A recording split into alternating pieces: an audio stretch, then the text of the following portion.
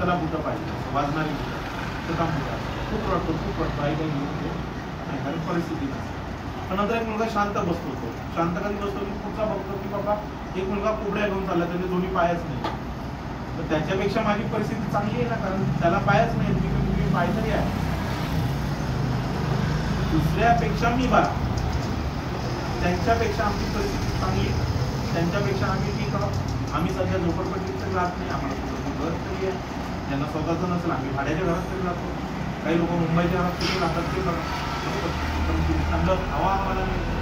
लोकांपेक्षा आम्ही बरे, लोकांपेक्षा आमची परिस्थिती चांगली, असा विचार करण्याची पण एक प्रवृत्ती आहे, त्याला म्हणतात सकारात्मक मानसिकता. अशा पद्धतीने तुम्ही जर सकारात्मक मानसिकता, कौशल्य आणि नॉलेज या 3 गोष्टी जर बॅलन्स तुमच्याकडे आणण्याचा प्रयत्न केला तर जीवनात आपण यशस्वी झाल्याशिवाय राहणार नाही. आपल्याला नक्की कशा ना कशात तरी यश येईल. पण तुम्ही अपयशी लोक आहात का सगळे? सगळे येत असतील.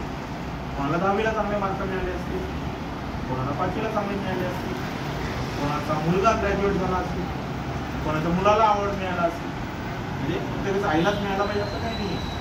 माझ्या मुलाला माझा मुलगा चांगल्या प्रकारची नोकरी करतो हे माझं यश आहे असं आपली म्हणण्याची चुकी पाहिजे, बरोबर.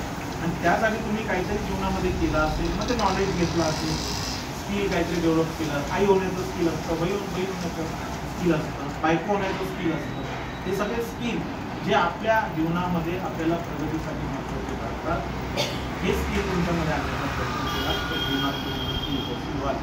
दरवेळेस इथपर्यंतच आम्ही लेक्चर संपवतो, पण थोडेसे 8 पॉईंट अजून ॲड करतो.